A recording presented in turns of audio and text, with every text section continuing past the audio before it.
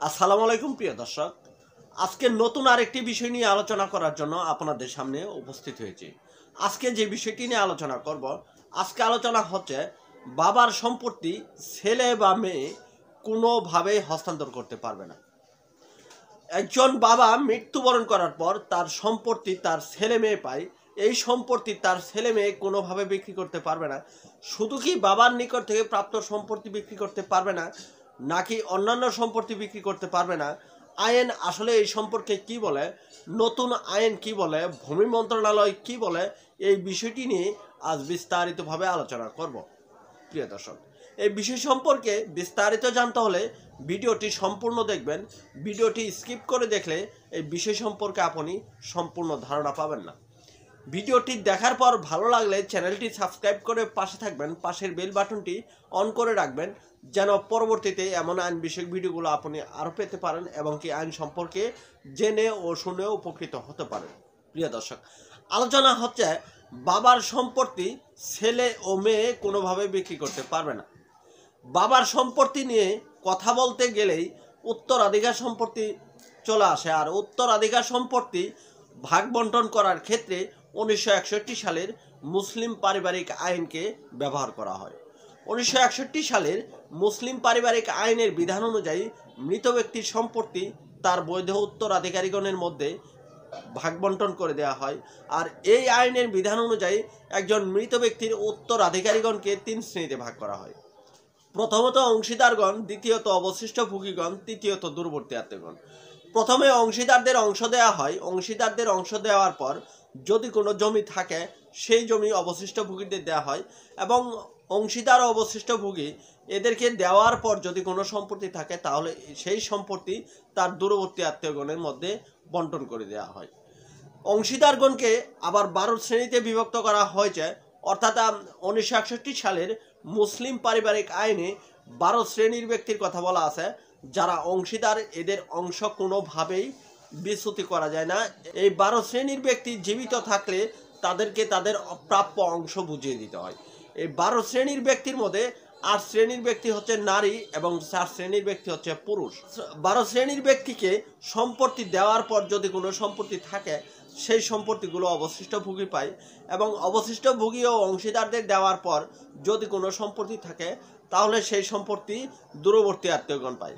আমাদের বাংলাদেশের যে প্রেক্ষাপট, দূরবর্তী আত্মীয়গণ পর্যন্ত যেতে হয় না, অংশীদার ও অবশিষ্ট ভোগী এদের মধ্যে সম্পত্তি ভাগ বন্টন হয়ে থাকে। প্রিয় দর্শক, 1961 সালের মুসলিম পারিবারিক আইনের বিধান অনুযায়ী একজন মেয়ে তার পিতার সম্পত্তিতে কয়েকভাবে অংশ পেতে পারে। যদি একটি মাত্র মেয়ে থাকে তাহলে তার পিতার রেখে যাওয়া সম্পত্তির অর্ধেক অংশ পাবে। যদি একাধিক মেয়ে থাকে তাহলে একাধিক মেয়ে তার পিতার রেখে যাওয়া সম্পূর্ণ সম্পত্তির 3/2 অংশ পাবে। এই একাধিক মেয়ে বা একটি মেয়ে এরা অংশীদার হিসেবে অংশ পাবে। যদি কোনো ব্যক্তি মৃত্যুবরণ করার সময় ছেলে মেয়ে উভয় রেখে মারা যায় তাহলে ছেলের অর্ধেক অংশ মেয়ে পাবে। অর্থাৎ কোনো ব্যক্তি যদি একটি ছেলে, একটি মেয়ে ও স্ত্রী বা পিতামাতা রেখে মারা যায় তাহলে ওই ব্যক্তির মোট সম্পত্তির 8-এর 1 অংশ তার স্ত্রী পাবে অংশীদার হিসেবে, এবং 1-এর 1 অংশ তার মাতা পাবে অংশীদার হিসেবে, 6-এর 1 অংশ তার পিতা পাবে অংশীদার হিসেবে। এই অংশীদারদের দেওয়ার পর যে জমিটুকু থাকবে এই জমিটুকু অবশিষ্ট ভোগী হিসেবে তার ছেলে ও তার মেয়ে পাবে। তার 1 ছেলে ও 1 মেয়ের ক্ষেত্রে মোট সম্পত্তিকে 3 ভাগে বিভক্ত করে 2 ভাগ তার 1 ছেলে পাবে আর 1 ভাগ তার মেয়ে পাবে। প্রিয় দর্শক, আমাদের বাংলাদেশের প্রেক্ষাপটে আদালতে যে মামলাগুলো আছে তার অধিকাংশ মামলা সম্পত্তি সংক্রান্ত মামলা। এই সম্পত্তি সংক্রান্ত মামলাগুলোকে যদি আমরা বিশ্লেষণ করতে যাই তাহলে দেখা যায় যে এই মামলাগুলো অধিকাংশ মামলা এসেছে উত্তরাধিকার সম্পত্তির ক্ষেত্রে। উত্তরাধিকার সম্পত্তি থেকে মামলাগুলো উৎপত্তি হওয়ার একটাই মাত্র কারণ, উত্তরাধিকার সম্পত্তি ন্যায্যভাবে ভাগ বন্টন করে না নেওয়া। প্রিয় দর্শক, পূর্বের মানুষগুলো, আগের মানুষগুলো যেভাবে তাদের সম্পত্তি ভাগ বন্টন করে নিত, পিতা মৃত্যুবরণ করার পর যদি 10টি দাগ রেখে যেত, এই 10টি দাগ তারা ঘরোয়াভাবে বসত। ঘরোয়াভাবে বসে এক ভাইকে 1 দাগ দিত, আর এক ভাইকে 1 দাগ দিত, অন্য ভাইকে অন্য দাগ দিত। তারা ঘরোয়াভাবে মৌখিকভাবে বন্টন করে এই বন্টন দিয়ে তারা এক ভাই 1 দাগ ধরে থাকতো, আর এক ভাই 1 দাগ ধরে থাকতো।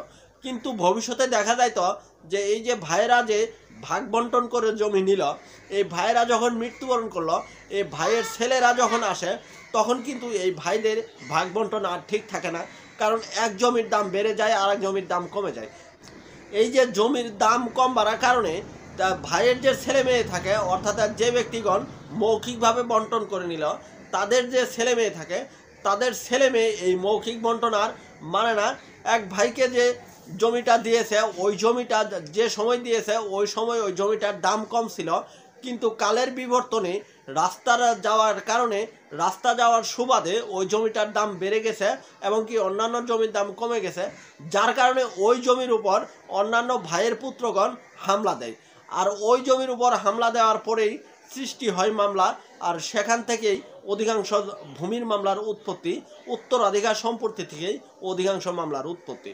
প্রিয় দর্শক, আমি যে কথাটি বলতেছিলাম যে বাবার সম্পত্তি আর কোনোভাবেই বিক্রি করতে পারবেন না, শুধুমাত্র একটি কারণে বাবার সম্পত্তি বিক্রি করতে পারবেন না, সেটি হচ্ছে কোনো ব্যক্তি মৃত্যুবরণ করার পর তার যে বৈধ উত্তরাধিকারীগণ রেখে যাবে, তার বৈধ উত্তরাধিকারীগণ যদি নিজেদের মধ্যে কোনো বন্টননামা দলিল না করে, বন্টননামা দলিল ছাড়া তারা কিন্তু কোনোভাবেই বাবার সম্পত্তি আর রেজিস্ট্রি অফিসে গিয়ে রেজিস্ট্রি করে দিতে পারবে না।